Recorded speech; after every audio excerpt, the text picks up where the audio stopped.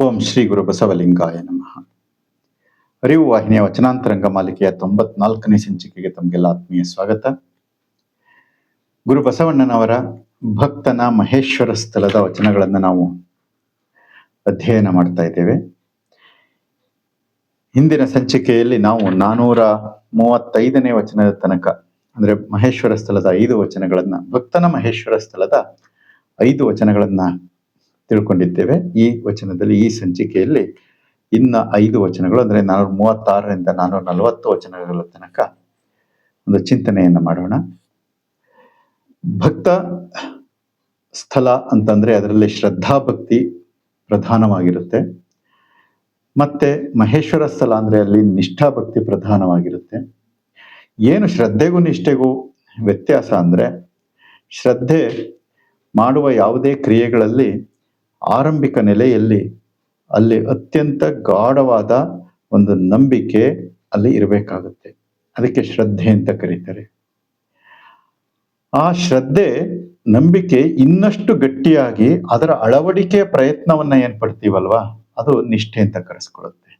ಶ್ರದ್ಧೆಯ ಪ್ರಕಾರ ಅಳವಡಿಕೆ, ಅದಕ್ಕೆ ನಿಷ್ಠೆ ಅಂತ ಕರೀತಾರೆ. ಇಲ್ಲಿ ಶ್ರದ್ಧೆಯೊಳಗಣ ನಿಷ್ಠೆ ಅಂದ್ರೆ ಈ ಭಕ್ತಿ ಹೆಂಗಾಗುತ್ತೆ ಅಂದ್ರೆ, ಶ್ರದ್ಧಾ ಭಕ್ತಿಯ ಜೊತೆಗೆ ಅಳವಡಿಕೆ ಅಂದ್ರೆ ಭಕ್ತನ ಮಹೇಶ್ವರ ಸ್ಥಳ ಅಂತ ಇವ ಎರಡು ಸೇರ್ಕೊಂಡು ಬರುತ್ತೆ. ಹಿಂದೆ ನೋಡಿದ್ದು ಭಕ್ತನ ಭಕ್ತ ಸ್ಥಳ ಅಂದ್ರೆ ಶ್ರದ್ಧಾ ಭಕ್ತಿಯ ಒಳಗಣ ಶ್ರದ್ಧಾ ಭಕ್ತಿ ಅಂತ.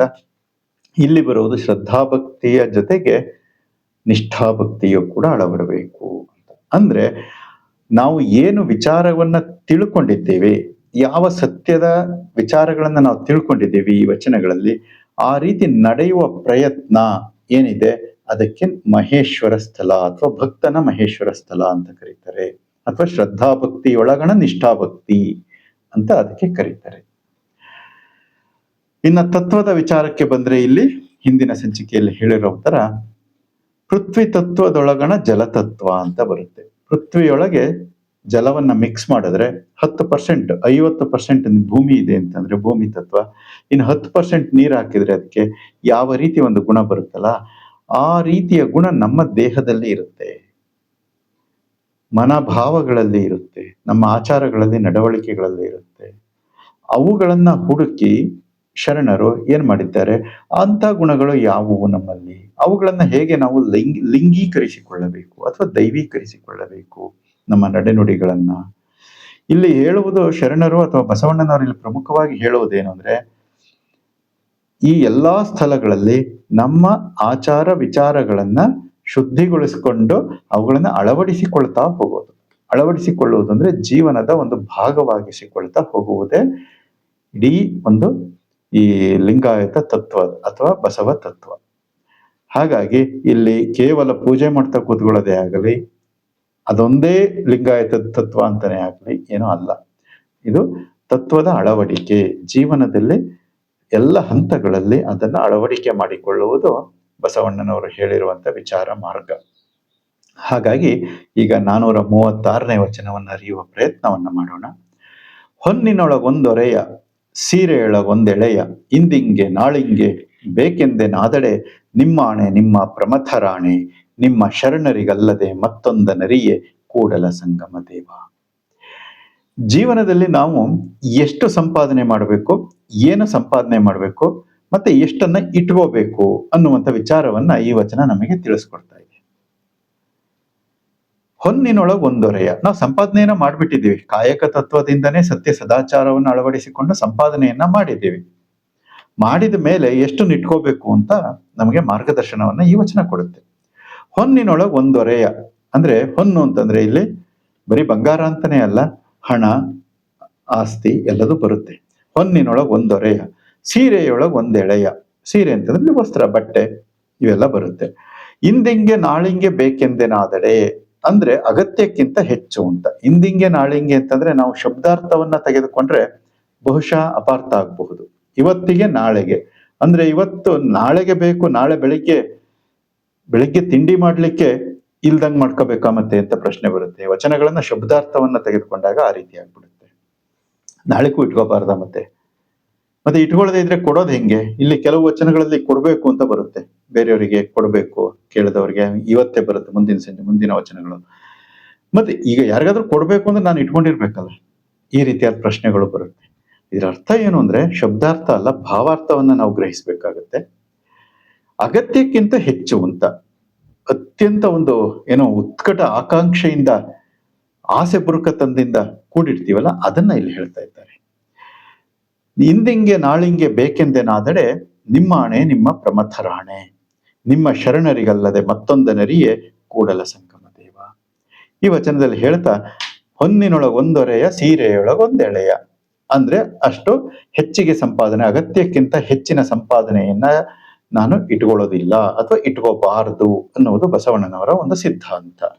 ಯಾಕೆ ಅಂದ್ರೆ ಒಂದು ಕಡೆ ಕ್ರೋಢೀಕರಣ ಆದ್ರೆ ಸಂಪತ್ತು, ಆಗ ಆ ಸಂಪತ್ತಿನ ವಿನಿಯೋಗ ಯಾವ ರೀತಿ ಅದು ಡಿಸ್ಟ್ರಿಬ್ಯೂಷನ್ ಆಗ್ಬೇಕಲ್ಲ, ಪ್ರತಿಯೊಂದು ಸಂಪತ್ತು ಎಲ್ಲ ಜೀವಾತ್ಮರುಗಳಿಗೆ ಡಿಸ್ಟ್ರಿಬ್ಯೂಷನ್ ಆಗ್ಬೇಕು, ಅಂದ್ರೆ ಅದು ಹಂಚಿಕೆ ಆಗ್ಬೇಕು.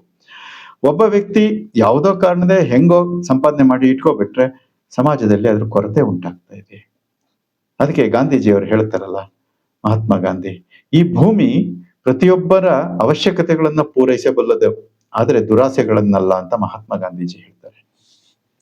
ಎಲ್ಲರ ಅಗತ್ಯತೆಗಳನ್ನ ಪೂರೈಸಲಿಕ್ಕೆ ಭೂಮಿಗೆ ಶಕ್ತಿ ಇದೆ, ಆದ್ರೆ ದುರಾಸೆಗಳನ್ನಲ್ಲ ಅಂತ. ಹಾಗೆ ಈ ವಚನವು ಕೂಡ ಅದನ್ನೇ ಹೇಳ್ತಾ ಇದೆ. ಆ ರೀತಿ ನಡ್ಕೋಬೇಕು ನಾವು ಅಂತ ಹೇಳ್ತಾ ಇದೆ.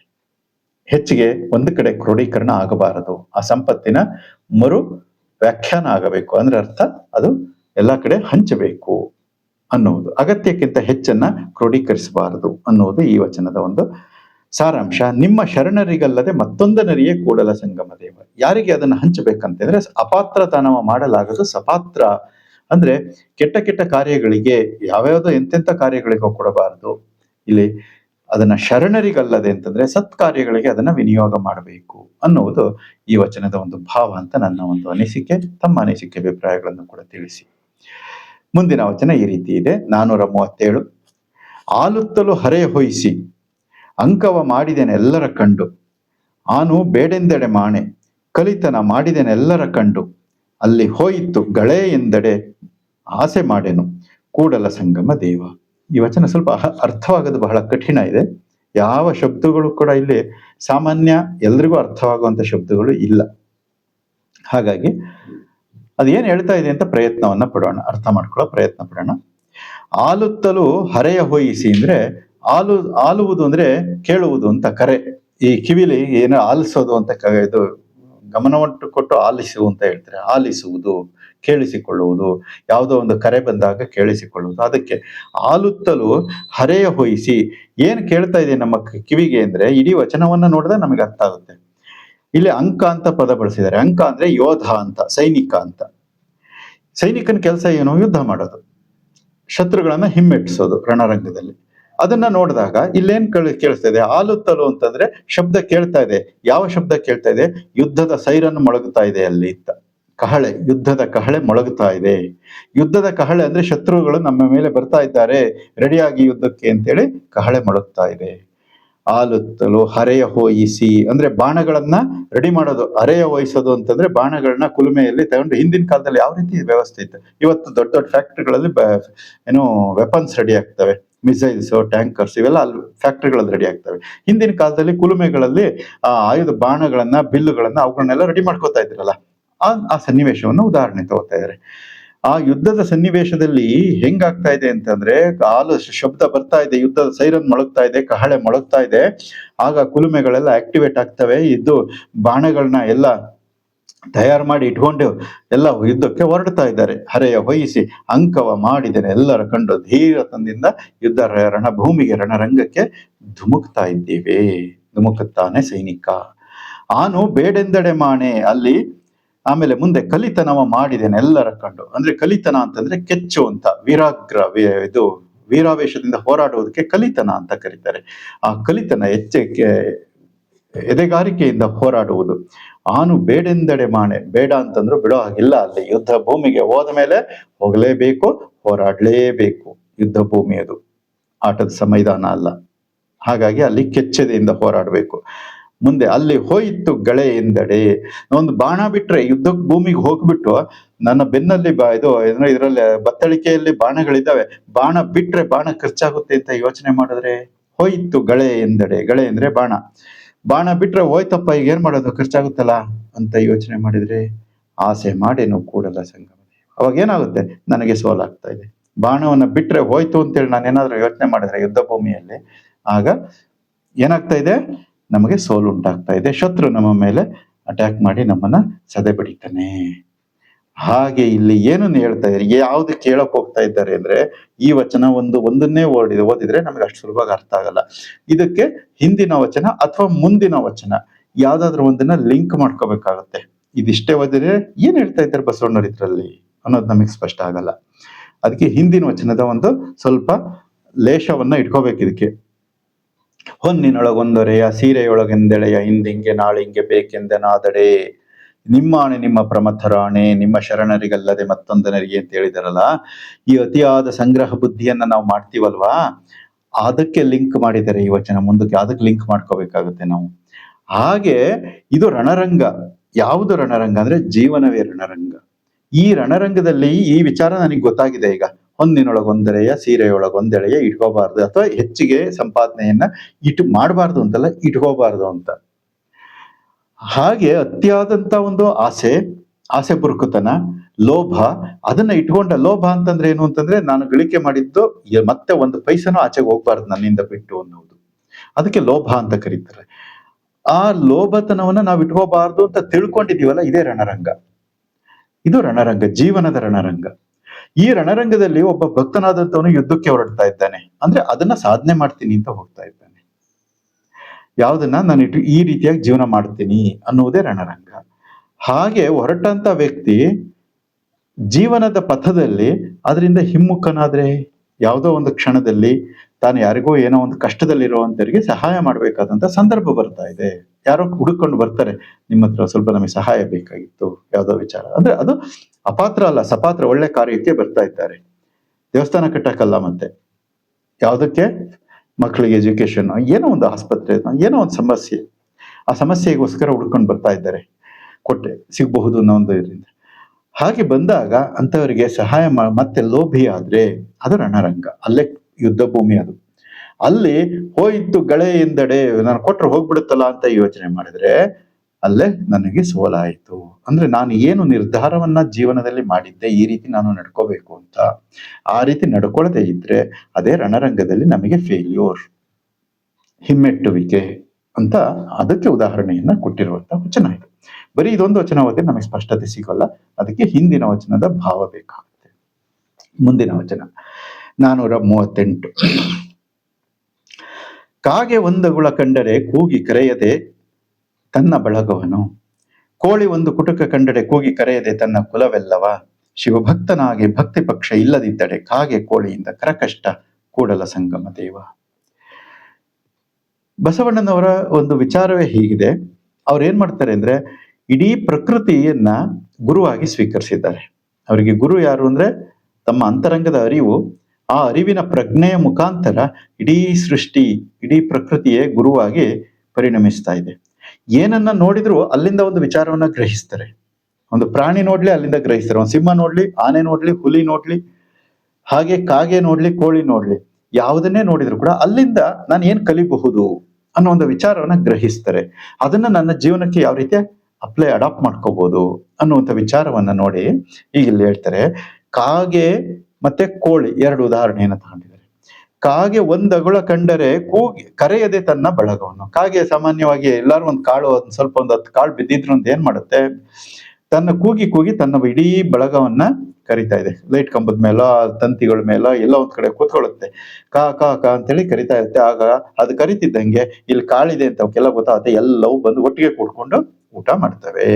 ಅದನ್ನ ಹೇಳ್ತಿದೆ. ಕಾಗೆ ಒಂದಗುಳ ಕಂಡರೆ ಕೂಗಿ ಕರೆಯದೆ ತನ್ನ ಬಳಗವನು, ಕೋಳಿ ಒಂದು ಕುಟುಕ ಕಂಡರೆ ಕೂಗಿ ಕರೆಯದೆ ತನ್ನ ಕುಲವೆಲ್ಲವ. ತಿಪ್ಪೆ ಮೇಲೆ ಓಡಾಡುವಂತ ಕೋಳಿ, ಅಲ್ಲಿ ರಾಗಿ ಕಾಳು ಬಿದ್ದಿರ್ತವೆ, ಏನೋ ಒಂದು ರಾಗಿ ಕಾಳು, ಜೋಳದ ಕಾಳು, ಯಾವುದೋ ಒಂದು ಕಾಳು ಹಸುಗಳು ಸಗಣಿ ಹಾಕಿದ್ದಾಗ ಅದ್ರ ಮೂಲಕ ಜೀರ್ಣ ಆಗದೆ ಇರುವಂತ ಕಾಳುಗಳಲ್ಲೆಲ್ಲ ಇರ್ತವೆ ತಿಪ್ಪೆಗಳಲ್ಲಿ.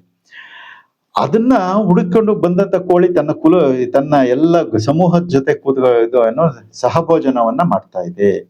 ಕರೆದು ಎಲ್ಲರೂ ಒಟ್ಟಿಗೆ ತಿಂತಾ ಇದ್ದಾವೆ. ಹೀಗೆ ಮನುಷ್ಯನ ಜಾತಿಯಲ್ಲಿ ಇಲ್ಲ. ಹೆಚ್ಚಿನ ಸಂದರ್ಭದಲ್ಲಿ ಸ್ವಾರ್ಥಿಗಳಾಗಿದ್ದೇವೆ ಅನ್ನೋ ಒಂದು ವಿಚಾರವನ್ನ ಹೇಳ್ತಾ ಇದ್ದಾರೆ. ಅದು ಒಂದು ಸಾಮಾಜಿಕ ಜೀವನವನ್ನ ಒಂದು ವಿಚಾರದಲ್ಲಿ ಹೇಳ್ತಾ ಇದ್ದಾರೆ. ಸಾಮಾಜಿಕ ಜೀವನದಲ್ಲೂ ನಾವು ಹಂಚಿಕೊಂಡು ತಿನ್ನಬೇಕು ಅನ್ನುವುದು ಈ ಒಂದು 2 ಸಾಲಿನಿಂದ ಅರ್ಥ ಆಗ್ತಾ ಇದೆ. ಆದ್ರೆ ಮುಂದೆ ಹೇಳ್ತಾರೆ, ಶಿವಭಕ್ತನಾಗಿ ಭಕ್ತಿ ಪಕ್ಷವಿಲ್ಲದಿದ್ದರೆ ಕಾಗೆ ಕೋಳಿಯಿಂದ ಕರಕಷ್ಟ ಕೂಡಲ ಸಂಗಮ ದೇವ. ಈಗ ಇಲ್ಲಿ ಭಕ್ತಿ ವಿಚಾರವನ್ನ ತಗೊಂಡಿದ್ದಾರೆ. ಶಿವಭಕ್ತನಾಗಿ ಅಂದ್ರೆ ಬೇರೆಯವ್ರ ವಿಚಾರ ಬಿಟ್ಬಿಟ್ರಪ್ಪ ಅಂತ ಹೇಳ್ತಾ ಇದ್ದಾರೆ. ಯಾಕೆಂದ್ರೆ ಅವ್ರಿಗೆ ವಿಚಾರಗಳು ಗೊತ್ತಿಲ್ಲದೆ ಇದ್ದಾಗ ನೀವು ಇನ್ನೊಬ್ರು ವಿಚಾರ ತಲೆ ಕೆಡ್ಸ್ಕೊಳಕ್ ಹೋಗ್ಬೇಡಿ ಅನ್ನೋ ಒಂದು ವಿಚಾರ. ಶಿವಭಕ್ತನಾಗಿ ನಿನಗೆ ಜ್ಞಾನ ಇದೆ ಅಂತ. ಶಿವಭಕ್ತ ಅಂದ್ರೆ ಏನು? ನೀನು ಜ್ಞಾನಿ ಆಗಿದ್ದೀಯ, ಯಾವ ರೀತಿ ನಡ್ಕೋಬೇಕು ಅಂತ ನಿನಗೆ ಪ್ರಜ್ಞೆ ಇದೆ. ಪ್ರಜ್ಞೆ ಇದ್ದೂ ಕೂಡ ಭಕ್ತಿ ಪಕ್ಷವಿಲ್ಲದಿದ್ದಡೆ, ಅಂದ್ರೆ ಕಾಗೆ ಕೋಳಿ ಹೇಗೆ ತಮ್ಮ ಕುಲವನ್ನ ಕರಿತವೆ, ಜೊತೆಗೆ ಊಟ ಮಾಡ್ತವೆ, ಹಾಗೆ ನೀನು ಜ್ಞಾನಿಯಾದಂಥವನು ನಿನ್ನ ಸಹ ಜ್ಞಾನಿಗಳನ್ನ ಬಿಟ್ಟು ಅಲ್ಲಿ ಯಾವುದೋ ಕಾರಣದಿಂದ ಎಲ್ಲವನ್ನ ದೂರ ಇಟ್ಟು ನೀನು ಒಬ್ಬನೇ ಸ್ವಾರ್ಥಿಯಾಗಿ ಬದುಕಿದ್ರೆ ಹೇಗೆ ಅಂತ. ಶಿವಭಕ್ತನಾಗಿ ಭಕ್ತಿ ಪಕ್ಷವಿಲ್ಲದಿದ್ದಡೆ ಕಾಗೆ ಕೋಳಿಯಿಂದ ಕರಕಷ್ಟ ಕೂಡಲ ಸಂಗಮ ದೇವ. ಅವಕ್ಕಿಂತನೂ ನಮ್ಮ ಜೀವನ ಕಷ್ಟ ಆಗುತ್ತೆ, ವ್ಯರ್ಥ. ಕಷ್ಟ ಅಂತಂದ್ರೆ ನಿಷ್ಪ್ರಯೋಜಕ ಅಂತ. ಹಾಗೆ ಮನುಷ್ಯನ ಜೀವನ ಅಥವಾ ಒಬ್ಬ ಜ್ಞಾನಿಯ ಜೀವನ ನಿಷ್ಪ್ರಯೋಜಕವಾಗದೆ ಪ್ರಯೋಜಕ ಆಗಬೇಕು ಅಂದ್ರೆ ಅವನು ಹೀಗೆ ಕಾಗೆ ಕೋಳಿಯಿಂದ ನೋಡಿ ಕಲಿಬೇಕು. ಭಕ್ತಿ ಪಕ್ಷವನ್ನ ಮಾಡಬೇಕು. ಭಕ್ತಿ ಪಕ್ಷ ಅಂದ್ರೆ ಜ್ಞಾನಿಗಳ ಒಡನಾಟದಲ್ಲಿರುವುದು, ಅವರ ಜೊತೆ ಸಹಭೋಜನವನ್ನ ಮಾಡುವುದು, ಎಲ್ಲ ರೀತಿಯಿಂದ ಹಂಚಿಕೊಳ್ಳುವುದು, ಇವೆಲ್ಲವೂ ಬರ್ತಾ ಹೋಗ್ತವೆ. ಹಾಗಾಗಿ ಇವೆಲ್ಲವೂ ಕೂಡ ನಮಗೆ ದಿನನಿತ್ಯದ ಪಾಠಗಳು. ಇದು ಮುಂದಿನ ವಚನ 439. ಆವನಾದಡೇನು ಹೇಮವಿಲ್ಲದೆ ಅಂಗೈಸಬಹುದೇ, ಕೊಡಲಿಲ್ಲದೆ ಎಂಬುದರಿಂದ ಸಾಯಲುಬಹುದು, ಸೇರಿಸಬಾರದು ಬೇಡುವವರ ನೋಡಿ ನೋಡಿ ಈಯಲಿಲ್ಲದ ಜೀವನವದೇಕೆ ಕೂಡಲ ಸಂಗಮ ದೇವ. ಈ ವಚನದಲ್ಲಿ ಎಷ್ಟು ಸ್ಪಷ್ಟವಾಗಿರ್ತಾರೆ. ಹಿಂದೆ ನಾನು ಆಗ್ಲೇ ಹೇಳಿದೆ, ಮೊದಲನೇ ವಚನ ಹೇಳ್ಬೇಕಾದ್ರೆ ಮುಂದೆ ಬರ್ತಾ ಇದೆ ಅಂತ. ಆವನಾದಡೇನು, ಯಾರಾದ್ರೂ ಆಗಲಿ, ಹೇಮವಿಲ್ಲದೆ ಅಂಗೈಸಬಹುದೇ. ಹೇಮ ಅಂದ್ರೆ ಸಂಪತ್ತು, ದುಡ್ಡು ಇಲ್ಲದೆ ಅಂಗೈಸಬಹುದೇ ಅಥವಾ ಜೀವಿಸಬಹುದೇ. ಯಾರಿಗಾದ್ರೂ ಏನಕ್ಕಾದ್ರೂ ಕೂಡ ಯಾವುದೇ ರೀತಿಯಾದಂತ ಒಂದು ಸಂಪತ್ತು ಬೇಕೇ ಬೇಕು ಬದುಕಲಿಕ್ಕೆ, ಅಲ್ವಾ? ಹೇಮವಿಲ್ಲದೆ ಅಂಗೈಸಬಹುದೇ, ಜೀವನ ಮಾಡ್ಲಿಕ್ಕೆ ಸಾಧ್ಯ ಇದೆಯಾ ಕೇಳ್ತಾರೆ. ಅದಕ್ಕೆ ಮುಂದೆ ಹೇಳ್ತಾರೆ, ಕೊಡಲಿಲ್ಲ ಎಂಬುದರಿಂದ ಸಾಯಲುಬಹುದು. ಯಾರು ಬಂದು ಸಹಾಯವನ್ನ ಕೇಳ್ಕೊಂಡು ಬಂದಾಗ ಕೊಡೋದಕ್ಕೆ ಹಿಂದೆ ಮುಂದೆ ನೋಡಿ ಕೊಡದೆ ವಾಪಸ್ ಕಳಿಸೋದಕ್ಕಿಂತ ಸಾಯೋದೇ ಮೇಲು ಅಂತ ಹೇಳ್ತಾರೆ. ಯಾರು? ಕೊಡದೆ ಇದ್ದವನ್ ಸಾಯೋದ್ ಮೇಲು ಅಂತ, ಸಿಗದೆ ಇದ್ದವನಲ್ಲ. ಯಾರು ಇಟ್ಕೊಂಡು ಕೊಡೋದಿಲ್ವಲ್ಲ ಅವ್ರಿಗೆ ಹೇಳ್ತಾರೆ, ಕೊಡಲಿಲ್ಲದಿದ್ದರೊಂದು ಸಾಯುವುದೇ ಮೇಲು, ಸೈರಿಸಬಾರದು ಬೇಡುವವರ ನೋಡಿ ನೋಡಿ ಈಯಲಿಲ್ಲದ ಜೀವನವದೇಕೆ ಅಂತಾರೆ. ಬೇಡುವವರ ನೋಡಿ ನೋಡಿ, ಕಷ್ಟದಲ್ಲಿರುವಂತವ್ರನ್ನ ನೋಡಿ ನೋಡಿ, ಕೇಳ್ತಾ ಇರುವಂತ ಸಹ ಅಂಗಲಾಚುವಂತವ್ರನ್ನ ನೋಡಿ ನೋಡಿಯೂ ಕೂಡ ಈಯಲಿಲ್ಲದ, ಕೊಡಲಿಲ್ಲದ ಅಥವಾ ಕೊಡದವರ ಜೀವನವದೇಕೆ, ಅಂಥವರ ಜೀವನ ಯಾತಕ್ ಬೇಕು? ಕೂಡಲ ಸಂಗಮ ದೇವ ಅಂದ್ರೆ ಲೋಭಿ ಆಗಬಾರದು ಮನುಷ್ಯ ಅಂತ. ಹಾಗೆ ಇಲ್ಲಿ ಸಂಪಾದನೆ, ಇದು ಹಿಂದಿನ ಮೊದಲನೇ ವಚನ, ಹೊನ್ನಿನೊಳಗ ಒಂದೊರೆಯ ಸೀರೆಯೊಳಗ ಒಂದೆಳೆಯ ಅಂತ ಹೇಳಿದ್ರಲ್ಲ, ಹಿಂದಿಂಗೆ ನಾಳಿಂಗೆ ಇಟ್ಕೊಳ್ಳದೆ ಇದ್ರೆ ಇಲ್ಲಿ ಕೊಡೋದಕ್ ಸಾಧ್ಯ ಆಗುತ್ತಾ ಅಂತ ಪ್ರಶ್ನೆ ಬರುತ್ತೆ. 2 ವಚನ ಲಿಂಕ್ ಆಗುತ್ತೆ ನೋಡ್ರಿ. ಅಲ್ಲಿ ಇಟ್ಕೋಬಾರ್ದು ಅಂತ ಹೇಳ್ಬಿಟ್ಟಿದ್ದಾರೆ, ನಾಳಿಗೂ ಇಟ್ಕೋಬೇಡ ಅಂತ ಹೇಳ್ತಾರೆ. ಅಂದ್ರೆ ವಚನದ ಶಬ್ದಾರ್ಥ ನಾನು ಹೇಳ್ತಾ ಇರೋದು. ಈ ವಚನದಲ್ಲಿ ಶಬ್ದಾರ್ಥ ಏನ್ ಹೇಳ್ತಾರೆ? ಕೇಳಿದವ್ರಿಗೆ ಇಲ್ಲ, ಸಹಾಯವನ್ನ ಅಂಗಲಾಚಿ ಬಂದಂತವ್ರಿಗೆ ಇಲ್ಲ ಅನ್ಬಾರ್ದು ಅಂತ ಹೇಳ್ತಾರೆ. ಹಾಗೆ ಹೇಳ್ಬೇಕಾದ್ರೆ ಇಲ್ಲ ಅಂತ ಹೇಳದೆ ಕೊಡ್ಬೇಕು ಅಂತಂದ್ರೆ ನನ್ನ ಹತ್ರ ಸಂಗ್ರಹ ಇರ್ಬೇಕಲ್ಲ ಅನ್ನೋ ಒಂದು ಪ್ರಶ್ನೆ ಮೂಡುತ್ತೆ ಈಗ. ಹಾಗಾಗಿ ಒಟ್ಟಾರೆ ಅಗತ್ಯಕ್ಕಿಂತ ಮಿತಿ ಮೀರಿದ ಒಂದು ಕ್ರೋಢೀಕರಣ ಬೇಡ ಅಂತ 2 ವಚನದ ಒಂದು ಭಾವಾರ್ಥ ಬರುತ್ತೆ. ಅಗತ್ಯಕ್ಕಿಂತ ಹೆಚ್ಚು ಭಾವಾರ್ಥ. ಜೀವನ ಪರ್ಯಂತ ಆಗಿ ತನ್ನ ಮಕ್ಕಳು ತಿಂದು, ತಾನು ತಿಂದು, ತನ್ನ ಮಕ್ಕಳು ಮೊಮ್ಮಕ್ಕಳು ತಿಂದು ಅಂಥ ಸಂಪಾದನೆ, ಅಂಥ ಒಂದು ಕ್ರೋಢೀಕರಣ ಬೇಡ. ಜೀವನ ಸುಗಮವಾಗಿ ನಡೀಲಿಕ್ಕೆ ಏನ್ ಬೇಕೋ ಆ ವ್ಯವಸ್ಥೆಯನ್ನ ಮಾಡ್ಕೋಬೇಕು ಅನ್ನೋ ಒಂದು ಸರಳ ಭಾವಾರ್ಥವನ್ನ ನಾವು ತಿಳ್ಕೊಬಹುದೇನೋ ಅಂತ ನನ್ನ ಒಂದು ಅನಿಸಿಕೆ. ಮುಂದಿನ ವಚನ 440. ಹರಗಣ ಪಂಕ್ತಿಯ ನಡುವೆ ಕುಳ್ಳಿರ್ದು ನಾನು ಒಡೆತನದ ನಾಯಿ ತೇಜವ ಹೊತ್ತುಕೊಂಡು ಮಡದಿ ಎನ್ನಗಲೊಳಗೆ ಸಕಲ ದೇವಾನ್ನವ ಒಡೆಯರಿಂದವೂ ಮಿಗಿಲಾಗಿ ಇಕ್ಕಲು ತೆಗೆದಿರಿಸಿದೆನು. ಈ ಪರಿಯ ಆಯ ಕಣ್ಣಿಗೆ ತೋರಲು ಕಿಲ್ಬಿಷವಾದವು. ಕರುಣಿ ಚನ್ನಬಸವಣ್ಣ ಮರೆದು ಕೊಂಡೆನಾದಡೆ ಒಡೆಯ ಕೂಡಲ ಸಂಗಯ್ಯ ಕೆಡಹಿ ನರಕದಲ್ಲಿಕ್ಕುವ. ಆ ಎರಡು ವಚನಗಳಲ್ಲಿ ಏನ್ ಹೇಳಿದ್ರು ಅಂತಂದ್ರೆ, ಇಟ್ಕೋಬಾರ್ದು, ಹೆಚ್ಚಿಗೆ ಇಟ್ಕೋಬಾರ್ದು ಅಂತ ಹೇಳಿದ್ರು. ಆಮೇಲೆ ಯಾರು ಬೇಡಿ ಬಂದಾಗ ಅವರಿಗೆ ಕೊಡದೇ ಇದ್ರೆ ಅಂತ ಜೀವನ ಯಾತಕ್ ಬೇಕು ಅನ್ನೋ ಒಂದು ವಿಚಾರವನ್ನ ಹೇಳಿದ್ರು. ಕಾಗೆ ಕೋಳಿದ್ ಹೇಳಿದ್ರು. ಈಗ ಏನ್ ಹೇಳ್ತಾ ಇದ್ದಾರೆ ಅಂದ್ರೆ, ಭಿನ್ನ ಮಾರ್ಗ ಮತ್ತೆ ಮುಂದಿನ ಭಾಗ ಏನ್ ತಗೊಂಡೋಗ್ತಾ ಇದ್ದಾರೆ, ಯಾರಲ್ಲೂ ಕೂಡ ಭೇದವನ್ನ ಮಾಡಬಾರದು. ಯಾವ ರೀತಿ ಭೇದ ಅಂದ್ರೆ, ಒಂದು ಊಟಕ್ಕೆ ಕೂತ್ಕೊಂಡಿದ್ದೀವಿ, ಊಟಕ್ಕೆ ಕೂತ್ಕೊಂಡಾಗ ಅಲ್ಲಿ ನಮ್ಮವರು ಅಂತ ಹೆಚ್ಚಿಗೆ ಬಡಿಸುವುದೇ ಆಗಲಿ ಅಥವಾ ಅವರಿಗೆ ಕ್ವಾಲಿಟಿ ಬೇರೆಯವರಿಗಿಂತ ಭಿನ್ನವಾಗಿ ನೋಡ್ಕೋದೇ ಆಗಲಿ ಸಲ್ಲದು ಅನ್ನುವುದು ವಿಚಾರ. ಹರಗಣ ಪಂಕ್ತಿಯ ನಡುವೆ ಕುಳ್ಳಿರ್ದು ಅಂದ್ರೆ ಎಲ್ಲ ಮಹಾಜ್ಞಾನಿಗಳು, ಹರಗಣ ಪಂಕ್ತಿ ಜ್ಞಾನಿಗಳು, ಯೋಗಿಗಳು, ಅಭ್ಯಾಸಿಗಳು ಯಾರ್ಯಾರಿದ್ದಾರೋ ಒಟ್ಟಾರೆ ಒಂದು ಪಂಕ್ತಿ. ಪಂಕ್ತಿ ಅಂತಂದ್ರೆ ಭೋಜನಕ್ಕೆ ಅಥವಾ ಪ್ರಸಾದಕ್ಕೆ ಕುಳಿತುಕೊಳ್ಳೋ ಅಥವಾ ಒಂದು ಸಾಲು ಅಂತ ಇಟ್ಕೊಳ್ಳೋಣ, ಒಂದು ಸಭೆ. ಅಲ್ಲೆಲ್ಲರೂ ಊಟಕ್ಕೆ ಕೂತ್ಕೊಂಡಿದ್ದಾರೆ, ಪ್ರಸಾದ ಮಾಡ್ತಾ ಇದ್ದಾರೆ ಅಂತ ಇಟ್ಕೊಳ್ಳಿ. ಹರಗಣ ಪಂಕ್ತಿಯ ನಡುವೆ ಕುಳ್ಳಿರ್ದು ಅಲ್ಲೇ ಅದ್ರ ಮಧ್ಯೆ ಅಲ್ಲೇ ಎಲ್ಲ ಒಂದ್ ಕಡೆ ಇವರು ಕೂತಿದ್ದಾರೆ, ಯಾರೋ ಒಬ್ರು ವ್ಯಕ್ತಿ ಕೂತಿದ್ದಾರೆ, ಬಸವಣ್ಣವರೇ ಇಲ್ಲ ಅವ್ರಿಗೆ ಹೇಳ್ಕೊತಾ ಇದ್ದಾರೆ. ನಾನು ಒಡೆತನದ ನಾಯಿ ತೇಜವ ಹೊತ್ತುಕೊಂಡು, ಇಲ್ಲಿ ನಾನು ಒಡೆತನದ ನಾಯಿ ತೇಜ ಅಂದ್ರೆ ನಾನು ಈ ಮನೆಯ ಒಡೆಯ, ಮಹಾಮನೆಯ ಒಡೆಯ ಯಾರಲ್ಲಿ ಬಸವಣ್ಣವರಾಗಿದ್ರಲ್ಲ ಅವ್ರ ಮನೆ ಒಡೆಯ. ಅವ್ರ ಮನೆಯಲ್ಲಿ ಪ್ರಸಾದ ನಡೀತಾ ಇದೆ. ಆಗ ಬಸವಣ್ಣನವರು ನಾಯಿ ಎಂಥ ಒಂದು ಪದ ಪ್ರಯೋಗ ಮಾಡ್ತಾರೆ ಅಂದ್ರೆ, ನನ್ನ ತೇಜ ನಾಯಿ ತೇಜ ಅಂತ ಕರೀತಾರೆ. ನಾಯಿ ತೇಜವ ಹೊತ್ತುಕೊಂಡು ಅಂದ್ರೆ ತಮ್ಮ ಎಷ್ಟು ಕೆಳಮಟ್ಟಕ್ಕೆ ಇಳಿಸ್ಕೊಳ್ಳೋದಕ್ಕೆ ಸಾಧ್ಯ ಇದೆಯೋ ಅಷ್ಟು ಕೆಳಮಟ್ಟಕ್ಕೆ ಇಳಿಸ್ಕೊಳ್ತಾ ಇದ್ದಾರೆ. ಇಳಿಸ್ಕೊಂಡು ಮಡದಿ ಎನ್ನಗಲೊಳಗೆ ಸಕಲ ದೇವಾನ್ನವ, ಅಗಲು ಅಂದ್ರೆ ತಟ್ಟೆ, ಮಡದಿ ನನ್ನ ಮಡದಿ ನನ್ನ ತಟ್ಟೆಯೊಳಗೆ ಸಕಲ ದೇವಾನ್ನವ ಅಂದ್ರೆ ಎಲ್ಲ ಆಹಾರ ಪದಾರ್ಥಗಳನ್ನ ಒಡೆಯರಿಗಿಂದವೂ ಮಿಗಿಲಾಗಿ ಇಕ್ಕಲು. ಒಡೆಯರಿಂದಲೂ ಮಿಗಿಲಾಗಿ ಇಕ್ಕಲು ಅಂದ್ರೆ ಬೇರೆ ಅಲ್ಲಿದ್ದಂತ ಎಲ್ಲ ಜಂಗಮ ಅಥವಾ ಎಲ್ಲ ಸಹಭೋಜನ ಏನ್ ನಡೀತಾ ಇತ್ತು ಅಥವಾ ಸಹ ಪ್ರಸಾದ ಏನ್ ನಡೀತಾ ಇತ್ತು ಅವರೆಲ್ಲರಿಗಿಂತಲೂ ಹೆಚ್ಚಾಗಿ ನನಗೆ ನೀಡಲು ತೆಗೆದಿರಿಸಿದೆನು. ಆಗ ನಾನು ಅವಾಗ್ಲೇ ತೆಗೆದಿರಿಸಿದೆ, ಇದು ಈ ತರ ಇಡಬೇಡ ಅಂತ ನಾನು ಅಲ್ಲೇ ತಿಳುವಳಿಕೆ ಹೇಳಿದೆ ಅಂತ ಹೇಳ್ತಾ ಇದ್ದಾರೆ. ಈ ಪರಿಯ ಆಯ ಕಣ್ಣಿಗೆ ತೋರಲು ಕಿಲ್ಬಿಷವಾದವು. ಈ ರೀತಿ ಮಾಡಿದ್ರೆ ಅದು ವಿಷದಕ್ಕೆ ಸಮಾನ ಅಂತ ಹೇಳ್ತಾ ಇದ್ದಾರೆ. ಕರುಣಿ ಚನ್ನಬಸವಣ್ಣ ಹೇಳ್ತಾ ಇದ್ದಾರೆ, ಮರೆದುಕೊಂಡೆನಾದಡೆ ಒಡೆಯ ಕೂಡಲ ಸಂಗಯ್ಯ ಕೆಡಹಿ ನರಕದಲ್ಲಿಕ್ಕುವ. ಈ ರೀತಿ ಆದ್ರೆ ಒಂದು ವೇಳೆ ಮರಹಿ ನನಗೆ ಅದು ಮರೆತು ಬಿಟ್ಟು ನಾನು ಅಬ್ಸರ್ವ್ ಮಾಡಿದೆ, ಅದನ್ನ ಹಾಗೆ ನಾನು ಸ್ವೀಕಾರ ಮಾಡಿದ್ದೆ ಆದ್ರೆ ನನಗೆ ನರಕ ಪ್ರಾಪ್ತಿ ಆಗುತ್ತೆ ಅಂತ ಬಸವಣ್ಣವರು ಹೇಳ್ತಾರೆ. ಅಂದ್ರೆ ಅರ್ಥ ಏನಂದ್ರೆ, ಈ ವಚನದಲ್ಲಿ ಎರಡು ಸನ್ನಿವೇಶಗಳು ಬರ್ತವೆ, ಎರಡು ರೀತಿಯ ನಮಗೆ ಏನು ವಿಚಾರಗಳನ್ನ ಹೇಳ್ತಾ ಇದ್ದಾರೆ.